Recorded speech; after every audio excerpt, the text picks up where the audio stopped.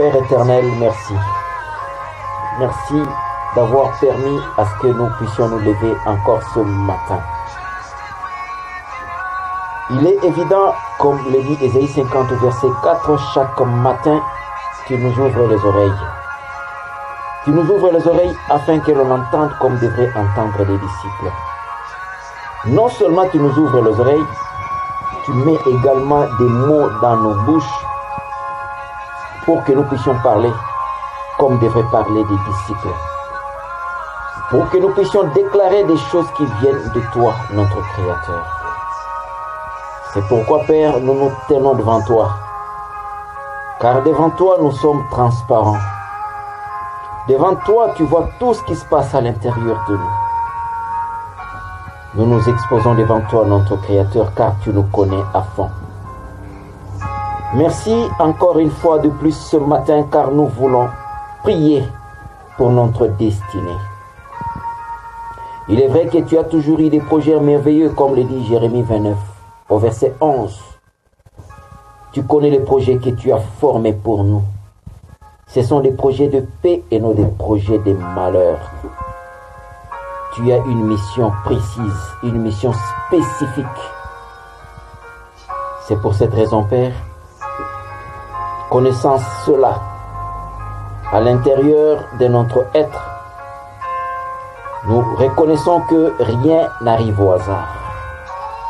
Tout arrive pour un but. Tout arrive pour une mission. Nous sommes l'argile, comme le dit Romains 9. Toi, tu es le potier. Accorde-nous la forme qui te plaît encore une fois de plus. Nous savons que tu vas continuer à tourner toutes les situations en fonction de notre destinée, comme le dit Romains 8 au verset 28. Toutes choses concourent au bien de ceux qui t'aiment, de ceux qui sont appelés selon ta destinée. Même les corrections que nous aurons à subir, même la discipline à laquelle nous serons soumis, il est dit clairement en Hébreux 12 au verset 6 que c'est par rapport à notre destinée. Ces choses, tu les as arrêtées bien avant. Le dynamisme, le courage, la détermination qui nous caractérisera, ça fait partie de notre destinée.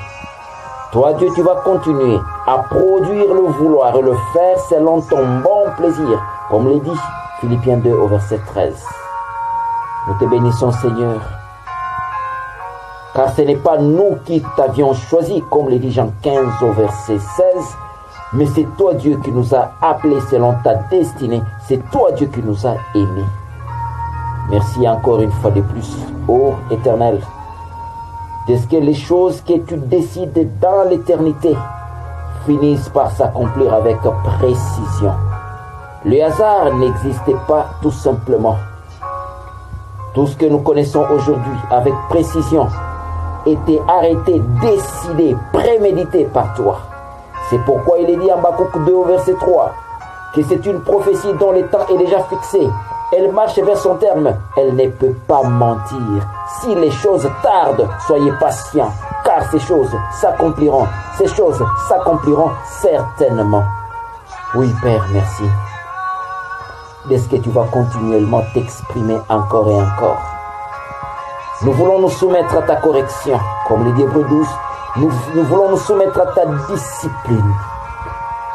Tu nous disciplines parce que tu nous aimes. Tu nous disciplines parce que tu as une mission précise. Tu ne veux pas que nous puissions nous comporter comme tout le monde. Tu ne veux pas que nous puissions tomber dans la passivité. Tu ne veux pas que nous puissions tomber dans la paresse, dans la négligence, dans la lourdeur. Oh Père, la destinée est plus forte que la prière. La destinée est plus forte que tous les mouvements que nous pouvons entreprendre. La destinée, elle est redoutable. Oh Père, quand tu as déclaré les choses par rapport à la vie de Joseph, il ne savait pas ce qu'il attendait. Il avait vu la lune, il avait vu le soleil se prosterner devant lui. Il ne savait pas ce qu'il attendait. La destinée est puissante.